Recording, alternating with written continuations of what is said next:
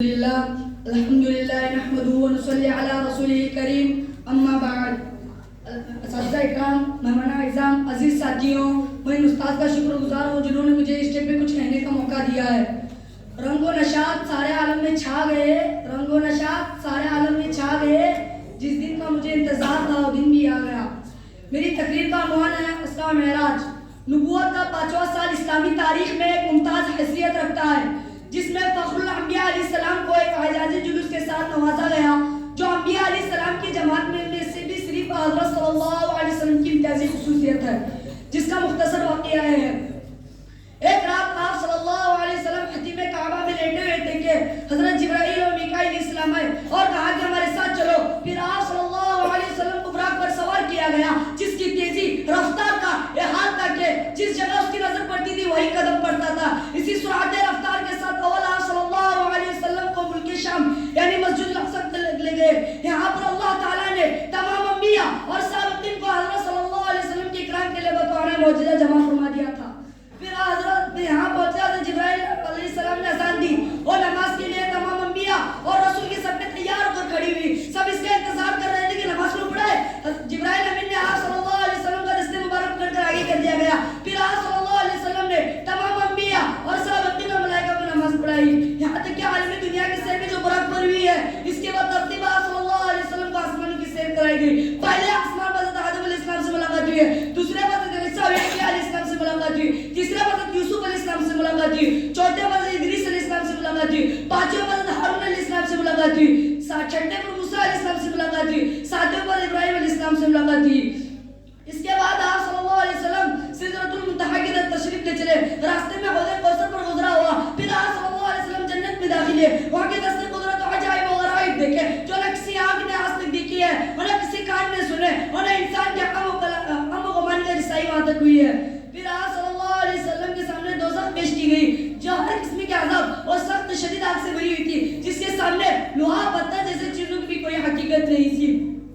پھر آپ صلی اللہ علیہ وسلم نے اس میں ایک جماعت کو دیکھا کہ مردار جانور کھا رہے ہیں۔ دریافت فرمایا کہ کون ہے؟ جبرائیل علیہ السلام نے عرض کیا کہ وہی ہے جو لوگوں کے گوشت کھاتے ہیں، ان کی غیبت کرتے تھے۔ پھر دوزخ کا دروازہ بند کر دیا گیا۔ اسی وقت آپ صلی اللہ علیہ وسلم کو خداوند جل کی زیارت تھی۔ صحیح ہے کہ زیارت قلب سے نہیں بلکہ آنکھوں سے ہوئی ہے۔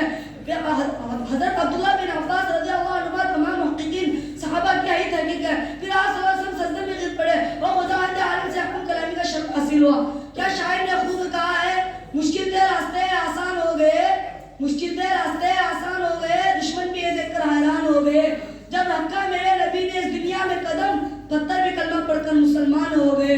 پھر آپ صلی اللہ علیہ وسلم وہاں سے براق پر سوار ہو کر مکہ معظمہ کی طرف تشریف لے چلے۔ راستے میں مختلف مقامات کے قریش کے 3 تجارتی قافلوں پر سے گزرے۔ پھر آپ صلی اللہ علیہ وسلم نے بعض کو سلام کیا، انہوں نے آپ صلی اللہ علیہ وسلم کی آواز پہچانی، وہاں سے براق پر پھر مکہ حافظ ہے، اس کی شہادت تھی، صبح سے پہلے سفر مبارک تمام ہو گیا۔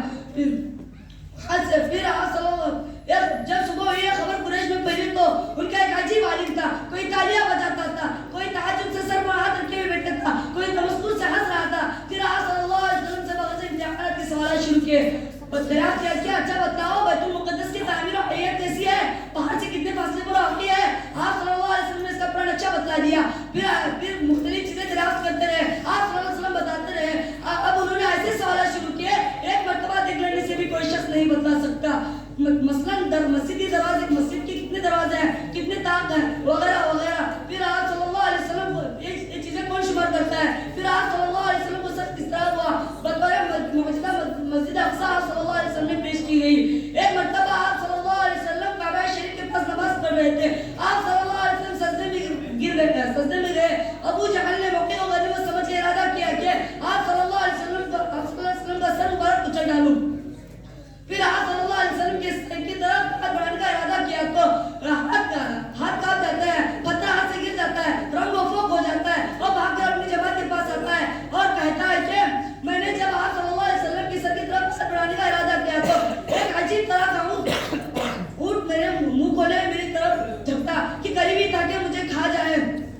میں نے ایسا اونٹ آج تک کبھی نہیں دیکھا ہے۔ میں ایک تقریر میں ایک ختم کرنا چاہتا ہوں ایک شاعر کے ساتھ، خود سے لکھتا ہوں، لال قلم مت سمجھنا۔ खुद से लिखता हूँ, लाल कलम में समझना, मदरसा सिराजुल उलूम में पढ़ता हूँ, अनपढ़ मत समझना। वाखिर दवाना अल्हम्दुलिल्लाह। माशाअल्लाह।